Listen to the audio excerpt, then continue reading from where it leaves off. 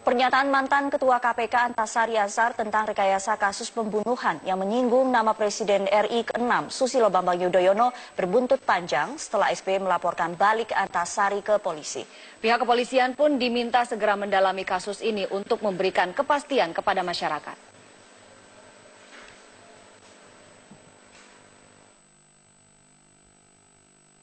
Saling lapor antara mantan Ketua KPK Antasari Azhar dengan Presiden ke-6 Republik Indonesia Susilo Bambang Yudhoyono mendapat beragam tanggapan dari sejumlah pihak.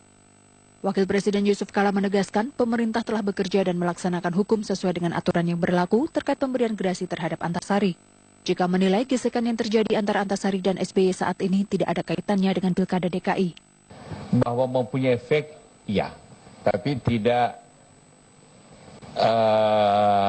menjadi bahagian yang ini. Mungkin efeknya ya. Jadi kan itu kalau soal ini kan seperti saya katakan tadi, Pak Antasari dan Pak SBY sudah kedua-duanya mengajukannya itu ke polisi. Jadi tinggal kita melihat proses di kepolisian. Sementara pakar hukum pidana Yenti Gandarsih meminta aparat kepolisian segera mendalami pernyataan Antasari agar tidak menjadi polemik di masyarakat. Ini harus dibersihkan semuanya supaya kita di dalam bernegara berhukum ini adalah bagus gitu ya. Jadi kepercayaan masyarakat kepada polisi pada pokoknya ini prinsipnya adalah penting sekali dijaga sekarang ini. Ya kita ingin polisi betul-betul profesional, integritasnya terjaga dan dia mau mengusut perkara siapa saja sepanjang bukti-buktinya itu ada. Sebelumnya pada Selasa lalu, Antasari mendatangi Bareskrim Mabes Polri untuk melaporkan kejanggalan kasus pembunuhan pimpinan PT Putra Raja Wali Banjaran Nasruddin Zulkarnain yang membuatnya divonis 18 tahun penjara. Antasari juga menyebut sejumlah aktor besar yang diduga terlibat dalam kasus tersebut. Saya sampaikan bahwa ada orang malam-malam ke rumah saya. Gitu? Nah, orang itu siapa?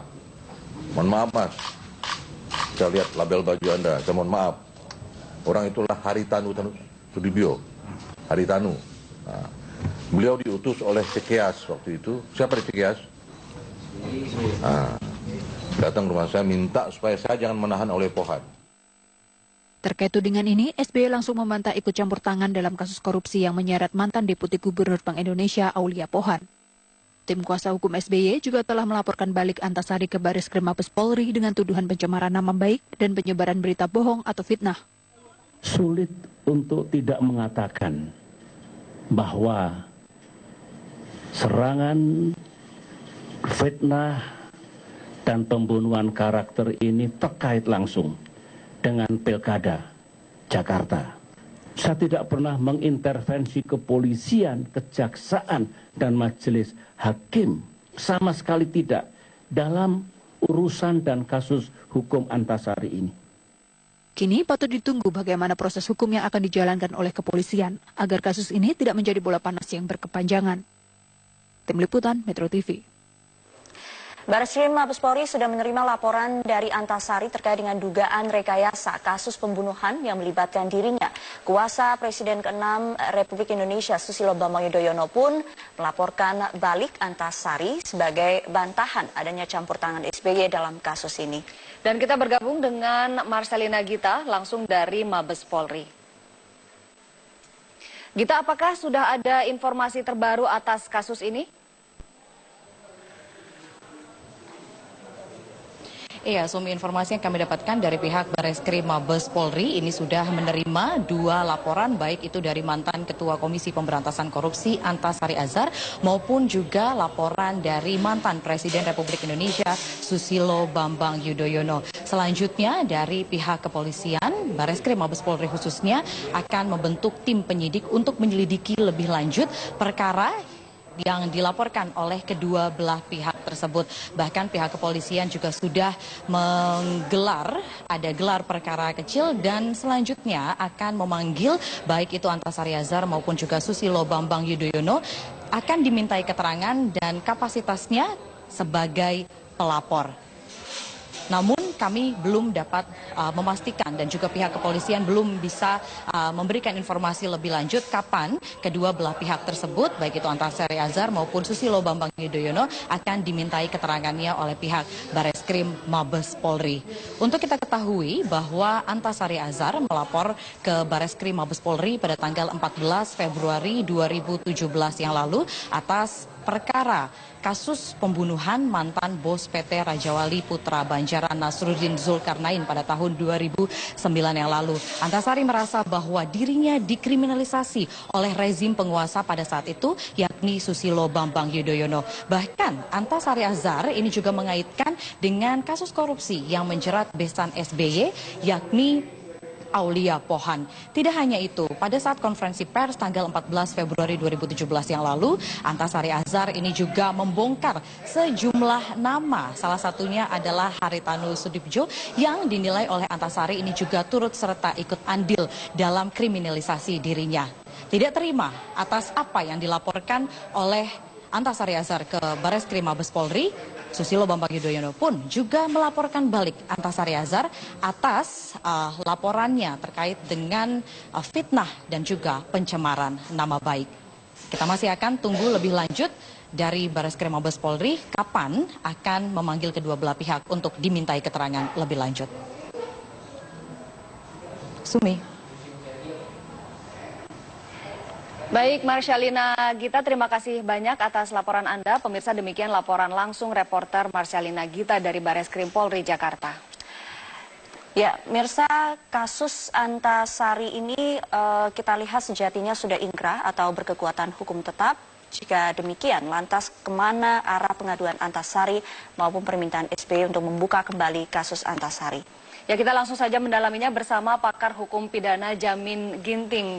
Pak Jamin, selamat datang, selamat siang. Pagi, siang ya, siang. Pagi menjelang siang. Pagi menjelang siang. Pak Jamin, bagaimana Anda melihat langkah yang dilakukan oleh Antasari Azhar yang melaporkan adanya dugaan rekayasa kasus ke Bareskrim, lalu menyebut beberapa nama, dan kemudian Susilo Bambang Yudhoyono yang namanya disebut merasa dirugikan, akhirnya melapor balik. Jadi aksi lapor-melapor seperti ini, bagaimana Anda melihatnya? Ya, kalau kita lihat sejarahnya, kebetulan saya juga mengikuti dari awal kasus yang dihadapi oleh Pak Antasari ini, ya kita lihat memang ada suatu keanehan dalam menerapkan Pak Antasari sebagai tersangka pada saat itu. Karena Pak Antasari sendiri tidak pernah mengakui adanya SMS yang sifatnya mengancam bahkan kepada korban pada saat itu, yaitu Bapak Nasruddin yang meninggal.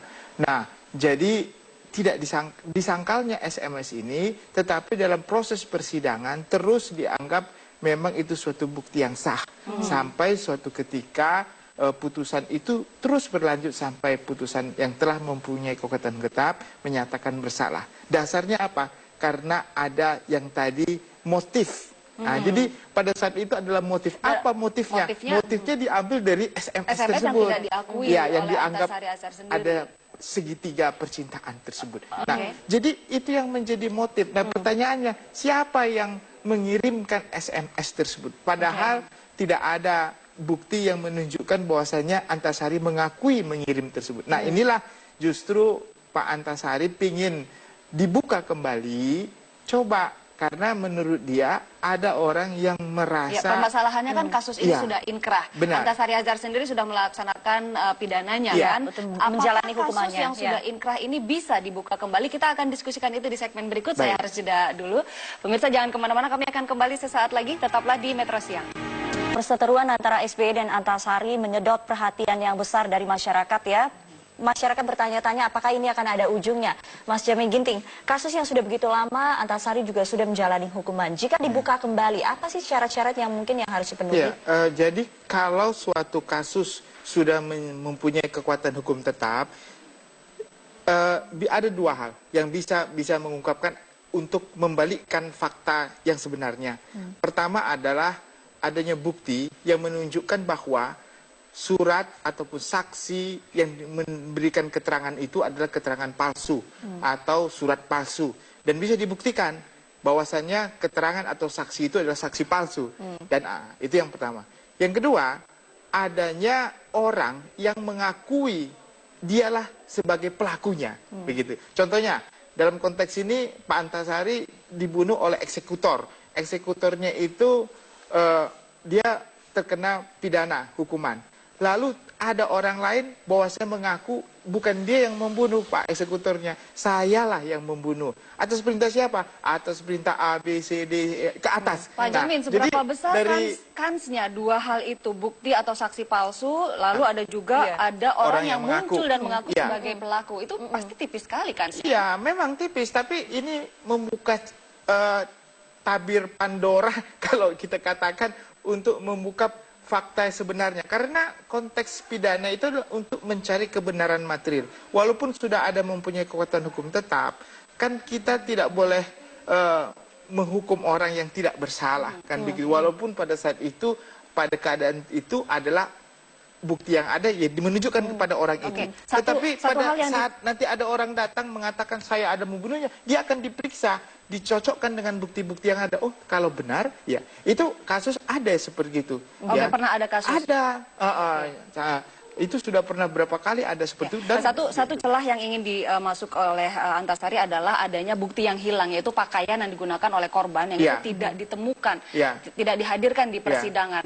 Nah, bisakah itu dijadikan celah Antasari Azhar untuk membuka kembali kasus ini dan menguak semua kebenaran selebar-lebarnya? Ya, sepengetahuan saya memang laporan Pak Antasari yang terkait dengan pasal 318 dan 417 itu yang 417-nya itu menyangkut tentang ada pejabat atau siapapun itu yang bekerja sebagai pejabat merusak, menghilangkan bukti-bukti yang dipergunakan untuk pembuktian di pengadilan.